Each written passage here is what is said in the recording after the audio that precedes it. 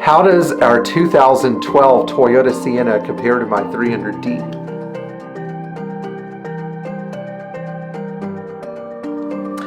I know this seems a little weird, but I'm going to compare one family hauler to another one. And so I'm going to compare my 83 300D to my 2012 Toyota Sienna. Now, we got the Sienna. The Sienna is my father-in-law's van, and he uses it to, he was using it to drive around, but now we use it more to go places with my wife's parents, and my wife uses it driving around, etc., for errands or moving goods. And so we also continue to use my 300D as a family car of sorts. We've taken long trips in both cars. We've taken the Sienna, up to North Carolina. We've taken the 300D up to North Carolina a few times. And so I was going to do a side-by-side comparison, talk about which car I prefer versus which car might be better for like a normal person, and which car might, some of my answers might surprise you. So let's look at the hard statistics. First of all, the Sienna has 130,000 miles on it. The 300D has 409,000 miles on it, and when I was really using this car the most and the hardest, it had about 310,000 miles on it. The 300D has its fair share of issues related to age and mileage, but it's still a dead reliable car. It always starts, always runs, always goes where it's supposed to go.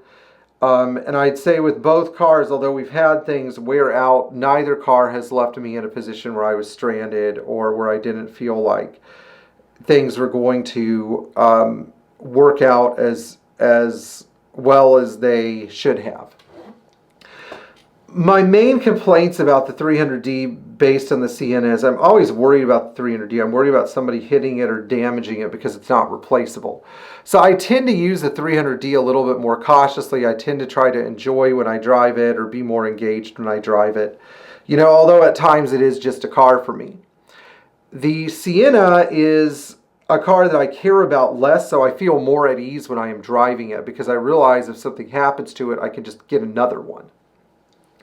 I like the fact that at 130,000 miles, the Sienna's needed brake pads and rotors and oil changes, but it hasn't needed too much. But when you have a Mercedes that's 35 years old, although it's going to need stuff, you'd be surprised at the number of age-related failures, but not mileage-related failures these cars see. In other words, at 130,000 miles, most 123 turbo diesels were still on their original suspension parts, tie rod, shock absorbers. You may have had to do some extra work to adjust the valves or replace things like an oil pan gasket here or there, but it was all easily accessible. My main complaint about the Sienna is when it's time to actually do a repair on the car, things are not particularly easy or accessible. There's a lot of covering around the engine parts. There's a lot of, the car's very low.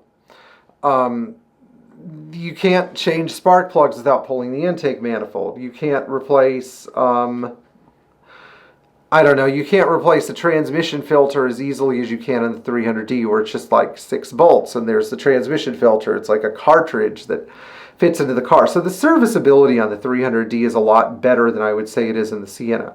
And serviceability does actually become a factor when you get to higher mileage in a car, because the serviceability of certain vehicles is a factor in how long they live. That's why so many Volkswagens are still on the road. Now, as far as interior comfort goes, I would say the cars do two different things. I like the up-high seating position of the Sienna. I like the seat support. What I don't care much for is the seating position of a lot of modern Toyota products that are sedans. Like, I'm not particularly comfortable in my wife's Camry. But the Sienna does represent a reasonably comfortable vehicle with good air conditioning, which is the only thing people really care about here in Florida. That's it. Like, if you really want to know, does it have good air conditioning? Now, comparing the Sienna to the Mercedes with fuel economy, the Sienna gets about 21 miles per gallon on regular, whereas the 300D gets about 23 miles per gallon on diesel. I would say that their overall fuel cost is about the same, but It's only because when you're driving the Sienna around town, the fuel economy is worse and the 300D is a little bit closer to 21 to 22 miles per gallon. This is sort of what you expect with a higher mileage 300D. Now, the earliest versions of the Sienna I know had a timing belt, and the timing belt really is not something you want to deal with. So if you're looking at an earlier Sienna with the 3VZE variant, maybe it's a 3.4 liter engine. If you're looking at the earlier variant, the car without the timing belt is the preferable car, so it would be the 300D. But I'd say, like a conclusion, the 300D is a good car if you want a forever car. That's really its main advantage, that I don't have to worry about replacing it. There's a path to repairing everything. Whereas the Sienna is kind of a decent car for somebody who doesn't really want to have to do any work to their vehicle and is okay with trading it or getting another vehicle at 150 to 200,000 miles. And, you know, because certain members of my family just don't go out of the way to maintain their cars, the Toyota is a great fit for them. What can I say, you know? Anyway, I hope you enjoyed this video. I tried to give a modern vehicle a fair shake against a classic Mercedes. Please like, share, and subscribe. And if you're driving a classic Mercedes and you're thinking about getting a Toyota, you're not missing much. But if you're driving a Toyota and you're thinking about getting a classic Mercedes, you might actually be missing something. So I'll see you guys in the next video, and if you have any comments to add, please let me know. Thanks.